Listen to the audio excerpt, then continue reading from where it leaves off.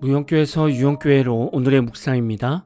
오늘은 고린도후서 3장 12절에서 18절까지 말씀을 묵상하겠습니다. 성경 말씀을 듣겠습니다. 우리가 이 같은 소망이 있으므로 담대히 말하노니 우리는 모세가 이스라엘 자손들에게 장차 없어질 것의 결국을 주목하지 못하게 하려고 수건을 그 얼굴에 쓴 것 같이 아니하노라. 그러나 그들의 마음이 완고하여 오늘까지도 구약을 읽을 때에 그 수건이 벗겨지지 아니하고 있으니 그 수건은 그리스도 안에서 없어질 것이라. 오늘까지 모세의 글을 읽을 때에 수건이 그 마음을 덮었도다. 그러나 언제든지 주께로 돌아가면 그 수건이 벗겨지리라. 주는 영이시니 주의 영이 계신 곳에는 자유가 있느니라. 우리가 다 수건을 벗은 얼굴로 거울을 보는 것 같이 주의 영광을 보매 그와 같은 형상으로 변화하여 영광에서 영광에 이르니 곧 주의 영으로 말미암음이니라. 오늘 말씀은 바울이 새 언약의 영광을 강조하며 옛 언약의 수건과 비교합니다. 여기서 말하는 옛 언약의 수건은 모세가 하나님을 만나고 산에서 내려왔을 때 그의 얼굴의 광채 때문에 사람들이 두려워서 바라볼 수 없었습니다. 그래서 모세는 수건으로 얼굴을 가리게 되었습니다. 오늘 말씀은 우리에게 깊은 묵상을 하게 할 것입니다. 당시 유대인들은 율법을 철저히 지키려고 했고 율법의 행위로 구원을 얻으려고 했습니다. 이런 행위들이 수건을 두른 신앙 생활과 같습니다. 수건은 곧 영적 어둠을 말합니다. 모세가 하나님을 만나고 나서 얼굴이 밝아졌습니다. 모세는 사람들이 자신의 영광스러운 얼굴이 두려워 보지 못함을 알고 수건을 두른 것입니다. 그런데 유대인들은 모세의 영광의 얼굴보다 수건에 더 집중하고 있었습니다.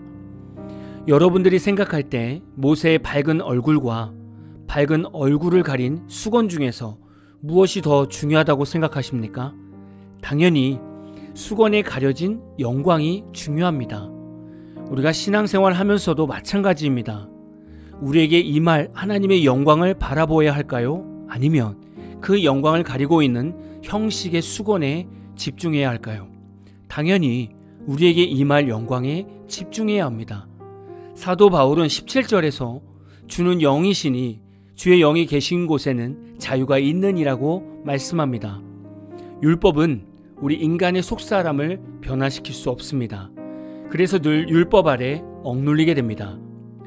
그러나 성령은 율법이 감당하지 못하는 속사람의 변화와 참된 의를 주십니다. 그래서 성령 안에 살아가는 성도는 속사람이 변한 것처럼 사는 것이 아니라 새롭게 변화받은 대로 살아가게 됩니다. 그럼 오늘 말씀을 우리 신앙생활에 적용해 본다면 어떻게 묵상할 수 있을까요? 저는 예배 형식이나 전통은 우리의 영성을 세우는 데 중요한 역할을 한다고 생각합니다. 때론 성도들이 경건한 예배 형식 속에서 거룩함을 경험하기도 합니다. 그래서 예전에 한동안 많은 사람들이 카톨릭으로 개종을 했다는 뉴스를 보았습니다. 이들이 카톨릭으로 개종한 이유를 들어보면 카톨릭만이 하는 예배 형식이 다른 종교에 비해 조금 더 경건해 보이고 진짜 예배를 드리는 것처럼 보인다고 했습니다. 그러나 지금 시대에서는 형식도 중요하지만 우리가 예배 형식이라는 수건을 넘어서 그 예배 가운데 임재하시는 하나님을 과연 성령으로 바라볼 수 있는가, 또는 바라보고 있는가, 또는 경험하고 있는가를 볼 수 있어야 합니다. 우리 삶의 예배 형식, 신앙생활의 형식만 있다면 우리는 어떤 목회자와 성도가 될까요? 바리새인처럼 겉으로만 경건해 보이고 거룩해 보이는 목회자와 성도가 될 것입니다. 성령님이 우리 안에 계시지만 영적 어둠 아래 있는, 즉 형식과 전통, 외적으로 보여지는 것만 중요하게 생각하는 우리의 의지가 강하다면 우리는 여전히 영적 어둠에서 자유할 수 없게 됩니다. 우리는 하나님을 제대로 알아가야 합니다. 하나님 안에는 성령의 역사하심과 하나님의 법도가 있습니다. 예를 들면 성령님은 우리를 세상의 가치관에서 예배의 형식에서 자유하게 하십니다. 그러나 만약에 목사님이 말씀을 전하고 계신데 말씀의 은혜가 크다고 갑자기 일어나서 찬양하며 춤을 춘다면 이것은 진리 안에서 자유한 것이 아닙니다. 이것은 오히려 예배를 방해하고 하나님의 영적 권위를 깨뜨리는 행위입니다. 또 다른 예를 보면 예전에 제가 어느 교회에서 부목사를 하면서 청년부를 담당할 때 그 교회에서는 청년들이 교회 학교 교사를 하지 않으면 은혜가 없는 청년처럼 여겨졌습니다. 그래서 청년들이 사역이 힘들어서 교회 학교 교사를 내려놓으려고 하면 어른 교사분들이 청년들에게 은혜가 식었다, 은혜가 떨어졌다는 식으로 판단을 하셨습니다. 이런 이유들로 제가 청년들을 보았을 때 교회 사역에서 자유함을 누리며 감당하는 청년들을 제대로 찾지 못했고 늘 사역에 지친 청년들만 보았습니다. 그래서 저는 이들이 청년부 리더를 하다가 지쳐서 내려놓고 싶다고 상담하면 일주일만 기도해보고 그래도 내려놓아야 한다면 그때 다시 얘기하자고 했습니다. 대부분 청년들이 기도하면 다시 하기로 결단하지만 기도해도 사역을 내려놓기를 원하는 청년은 저도 그가 쉴 수 있도록 과감하게 리더 자리에서 내려놓겠습니다. 그런데 이렇게 하면서 제가 느낀 것은 교회는 성령께서 이끌고 가신다는 것을 깨달았습니다.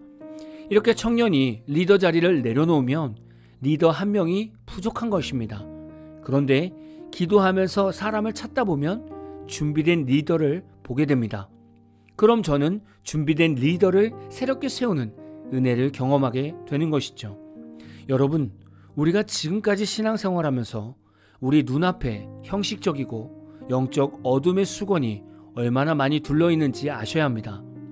혹시 여러분이 하나님께 제대로 나아가지 못하게 하는 것이 있다면 그것이 무엇인지 한번 돌아보셨으면 좋겠습니다. 우리 삶에 하나님의 영광보다 큰 일은 없습니다. 우리 삶에 구원을 얻는 것보다 큰 은혜는 없습니다.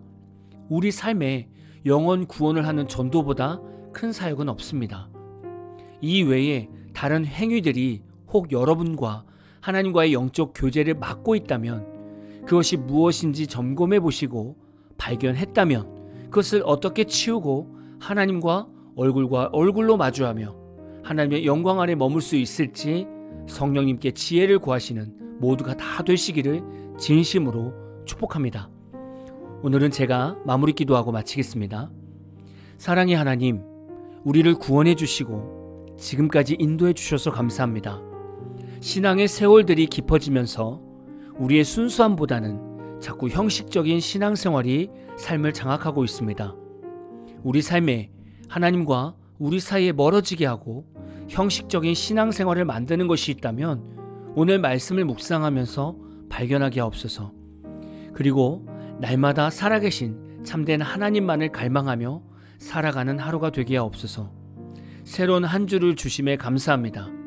직장에서 일하는 성도들에게는 일 처리를 잘할 수 있는 능력을 주시고 학생들에게는 지혜와 지식과 꿈을 주시며 사업가들에게는 물질의 욕심을 내려놓고 하나님의 아이디어를 구하며 하나님이 기뻐하시는 대로 회사를 운영하는 지혜를 더하여 주옵소서.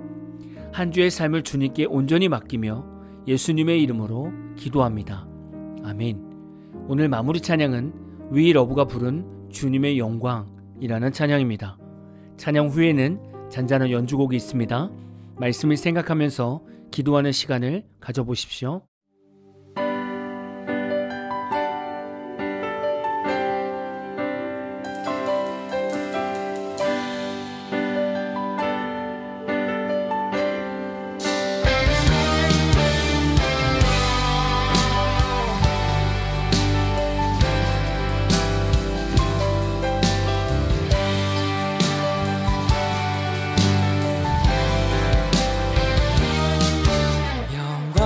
돌리세 우리 하나님께 존귀와 위엄과 능력과 아름다움 만방의 모든 신은 헛된 우상이니 오직 하늘의 하나님 그 영광 찬양해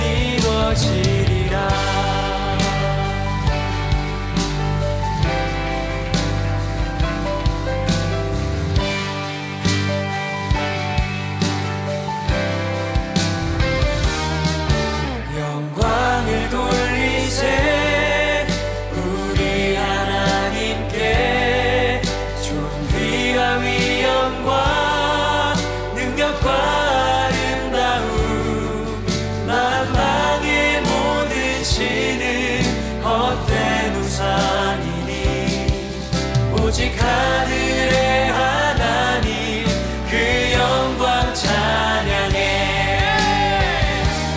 주님의 영광 모든 나라 위에 주님의 영광 온 세계 위에 하늘에 계신 우리